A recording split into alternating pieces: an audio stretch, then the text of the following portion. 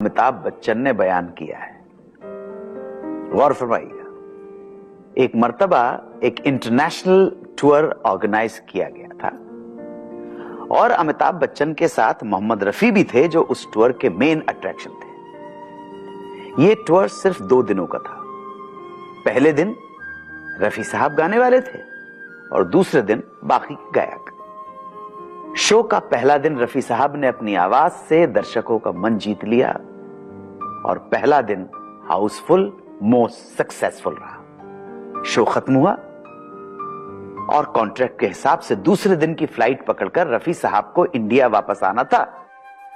तो बस दूसरे दिन रफी साहब निकले इंडिया वापस आने के लिए। लेकिन यहां एक नया मसला फंस गया। हुआ यूं कि दूसरे दिन जो सिंगर्स आने वाले थे उनके साथ पैसों को लेकर ऑर्गेनाइजर्स की कुछ अनबन हो गई। उन सिंगर्स ने आने से मना कर दिया। ऑर्गेनाइजर के पैरों तले जमीन खिसक गई। बस हार्ट अटैक ही नहीं आया। सोच रहे थे अब करें तो क्या करें। टिकटें बिक चुकी थी, शो हाउसफुल था और तो और रफी साहब इंडिया आने के लिए एयरपोर्ट पर निकल चुके थे। ऑर्गेनाइजर के चेहरे की हवा उड़ी देख अमिताभ बच्चन ने सुझाव दिया कि चलो एयरपोर्ट चलकर रफी साहब को मनाने की कोशिश करते हैं। ऑर्गेनाइजर थोड़ा झिझक रहा था कि कैसे रफी साहब से वापस आने के लिए कहे, लेकिन अमिताभ बच्चन ने हिम्मत बंधाई और साथ में चलने का वादा किया और ऑर्गेनाइजर और अमिताभ बच्चन एयरपोर्ट के लिए निकल लिए। एयरपोर्ट पे पहुंचे।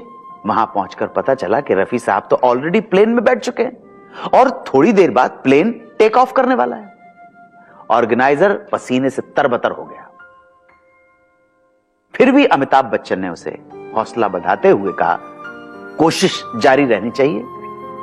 एयरपोर्ट मैनेजर से बात करके, रिक्वेस्ट करके, मिन्नतें करके कहा गया कि रफी साहब से चंद मिनट बात करना है, प्लीज कुछ करवा दीजिए। एयरपोर्ट अधिकारियों ने अमिताभ बच्चन की बात मानते हुए रफी साहब से मिलने का मौका इन्हें दे दिया। अंदर पहुंचे तो क्या देखते हैं कि रफी साहब इत्मीनान से खुशी खुशी एयरक्राफ्ट में अपनी सीट पर बैठे।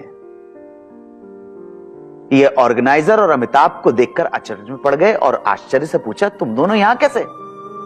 ऑर्गेनाइजर के चेहरे पर से तो तोते उड़े हुए थे, तो कुछ कह नहीं पाया। लेकिन अमिताभ ने पहल पूरी करते हुए वाकया रफी साहब को बयान कर दिया। रफी साहब ने सुना। सुनने के बाद रफी साहब मंद मंद मुस्कुराते रहे और चुपचाप अपना केबिन बैग उठा के बोले, चलो आओ। ऐसा कहकर प्लेन से बाहर आ गए।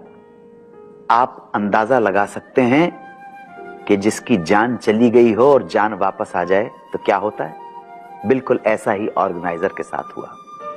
रफी साहब वापस आ गए, स्टेज पे चढ़े, शो किया, शो कामयाब हुआ। न जाने कितने लोगों की दुआएं लगी थीं रफी साहब को। ऐसे थे हर दिल अजीज, नेक दिल, दयानतदार मरहूम मोहम्मद रफी।